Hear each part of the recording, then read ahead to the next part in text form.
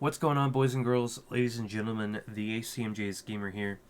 Today, I'm here to talk about a Kotaku article that came out recently. It goes over Fallout 76's disaster, the launch, the crunch time, and essentially this is a Starfield video. But before we do that, I wanted to jump in and give reference to another article that Kotaku did over Naughty Dog.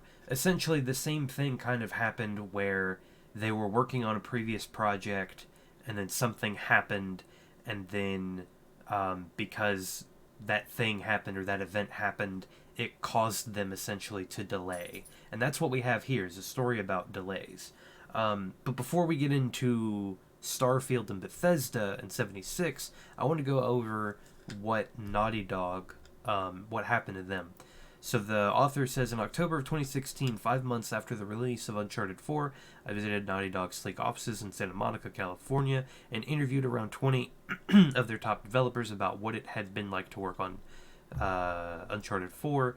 They were candid about how difficult the process had been, the compressed schedule, the endless nights and weekends, the stress that by the end of it all, the game might not actually come together.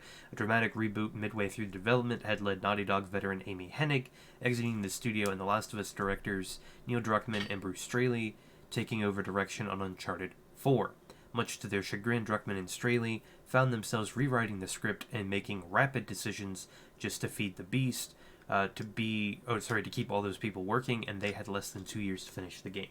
So essentially, as it says right there, what had happened was nobody really knows exactly what happened. They just know that Amy Hennig's Uncharted 4 was scrapped, so she left along with a bunch of other key figures that were at Naughty Dog.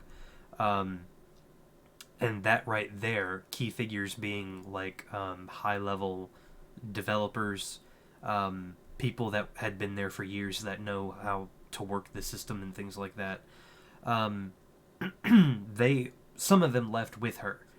And so, presumably, assuming that Neil Druckmann and Bruce Straley were working on The Last of Us Part 2, they had to stop that process, and so the whole company had to start working on Uncharted 4, which this essentially, I believe, did leave a way to the delay of The Last of Us Part 2.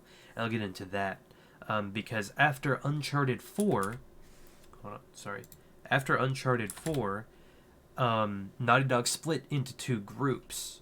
One chunk of the studio worked on DLC turned standalone game The Lost Legacy, production that for some people was even more stressful than Uncharted 4. It was the worst crunch I've experienced, one developer told me. And another chunk entered pre-production on The Last of Us Part 2, which would be the studio's next big project. So, you have a game that was scrapped roughly about halfway through, and they had to stop working on what they were doing, and they had to completely go into a new entire game, develop it, and create it in 2 years. And then, after that, they had to continue to crunch on DLC for that said game, and then they had to start on the next game, which was The Last of Us Part 2. So, essentially, after the crunch of Lost Legacy, and once Uncharted 4 shipped, they also, again, lost different developers and high-level people after that crunch period was over. So, when it came to actually develop The Last of Us Part 2, they didn't have a whole lot of high-level people, so they were training a lot of people, and they were also, I'm assuming, crunching at the same time to get this game out as well. So keep that in mind, that because of one event, like I said, that something happened led to the delay of The Last of Us Part 2. So, we're going to go here. So this is now the Bethesda article that Kotaku wrote.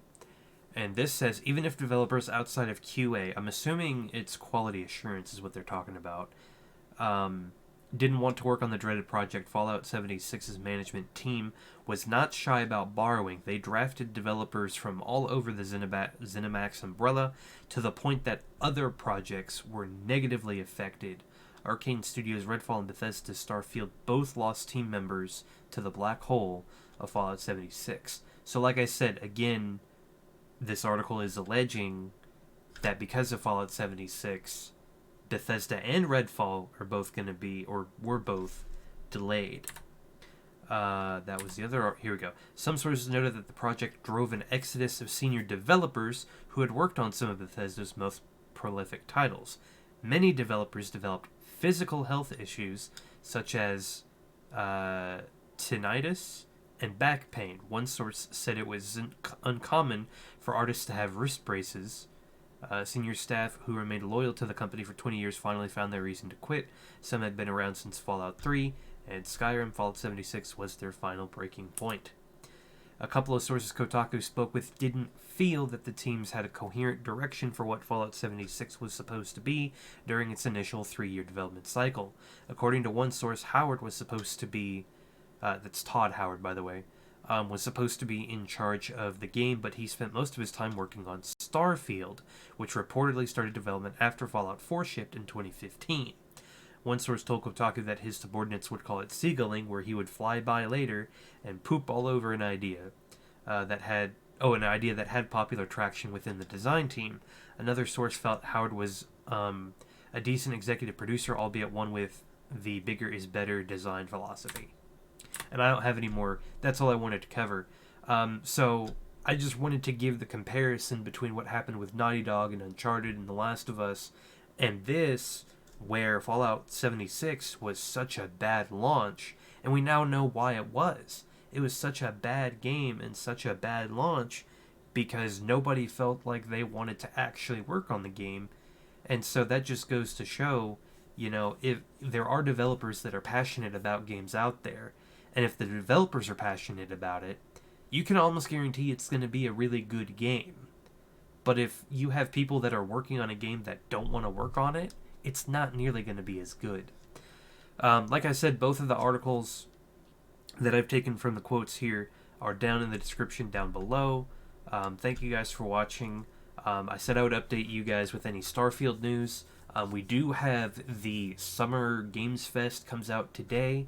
We also have the Xbox Bethesda conference coming Sunday, and then there's an extended showcase Tuesday, I think, or Thursday, one of the two, I don't remember.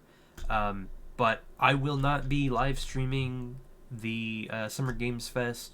If I see any trailers, I will definitely upload those to my channel.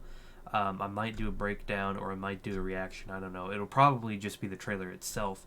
And if there's a trailer of it on this channel, I am definitely interested in potentially recording it for my YouTube channel. But thank you guys for watching, and I'll see you guys next time. Peace.